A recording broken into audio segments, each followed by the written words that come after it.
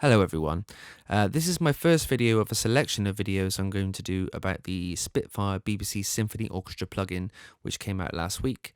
I'm a big fan of Spitfire stuff. I've been using a lot of their bits for a while. Chamber strings especially has been, I use it daily on various different projects in the pop world and in the sync world. I especially like how the legato patches work. It makes it very easy to go from writing to finished product without too much editing. The BBC Symphony Orchestra was obviously quite tempting when it got announced. And I use various different orchestral bits from other companies, which are all great, but I had been looking for something a bit bigger than the chamber strings and something that would have brass and woodwinds in the same kind of world, in the same hall. And I really like that Maida Vale, the studios where BBC Symphony Orchestra are based, or were based rather, I think they're moving, is a little bit drier than the symphonic series by Spitfire. Just makes it a little bit easier to work with, I think. You're not having to worry about things being too wet, too reverby. If you need to add it, you can just add it yourself. So yeah, I'm challenging myself to write a piece every day using this. I say every day, when I get the chance. I had a few hours last night where I wrote this piece, and I am going to try and do one a day if I can.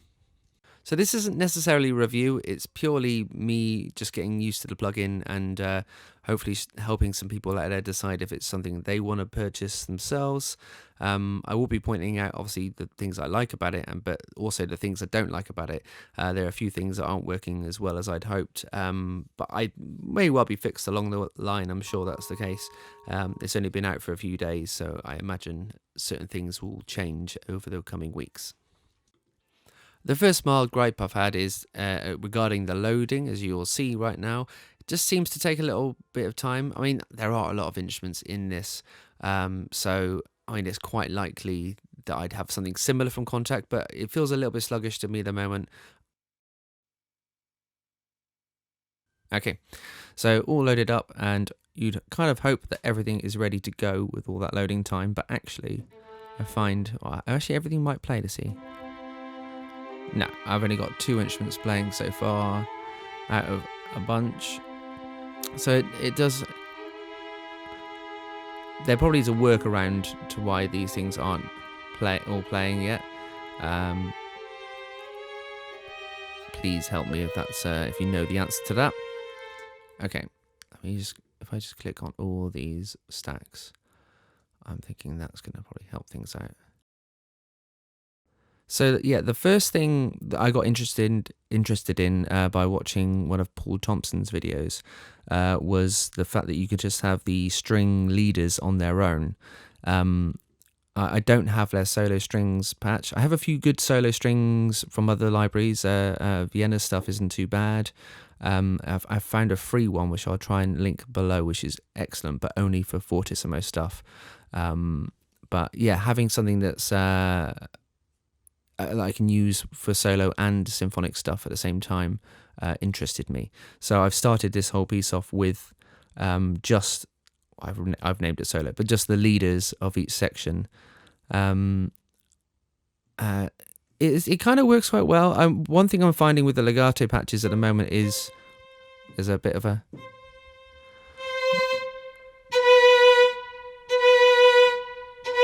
It doesn't really matter how low a velocity I'm playing it. There's a little bit of a jump between the articulation and then the legato patch as such. I don't know if this is something that will be fixed soon. Chamber strings definitely doesn't do this. So I'm interested to hope and in that kind of being fixed at some point. But once you move on from that note, it sounds great. And it does sound lovely, I've got to say. Yeah, and I had the same thing on the woodwinds as well. The flute patch was doing something similar. So as you can see, it's still loading in everything from... okay, we're getting some longer notes coming through now.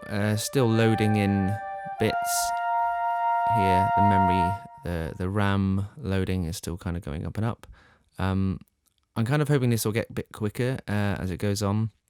Contact didn't tend to take so long doing this, but I'm sure it may well be a setting that I'm missing. If anyone can point that out to me, I'll be very happy about that. Okay. Yes, so you can hear there is a slight, only on the soft, if you're playing with a softer velocity, on using the mod wheel here, but it kind of jumps into that quite quickly. I mean, the general sound of it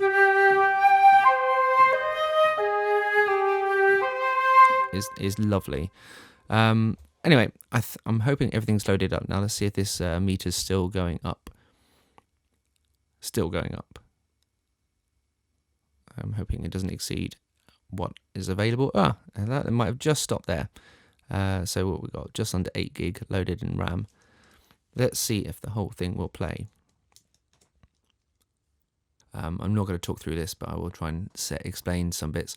In terms of the composition itself, I mean, it was just whatever came to my brain. I know I wanted to start with the leaders of the string section, and fancied some crunchy sort of sounds and just went with that. So yeah, it's not a masterpiece, but hopefully you'll get an idea of the sounds available.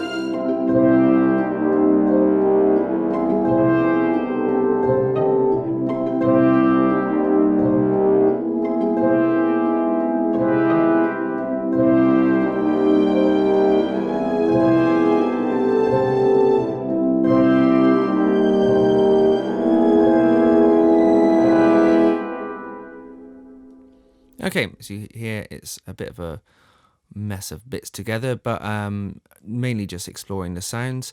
I can tell you the things I like for sure. Definitely the woodwinds, they sound excellent. I love these. On the softer volumes, softer velocity, they just sound glorious. I know I can probably make this section sound a little bit less like I'm pressing a keyboard down for the second note. I think I could probably play around with the release to make that happen, which I'll do at some point. I also really like the soft trumpets coming on in the background. This is just the, I said staccato, that's a lie. It's the marcato attacks I've used here.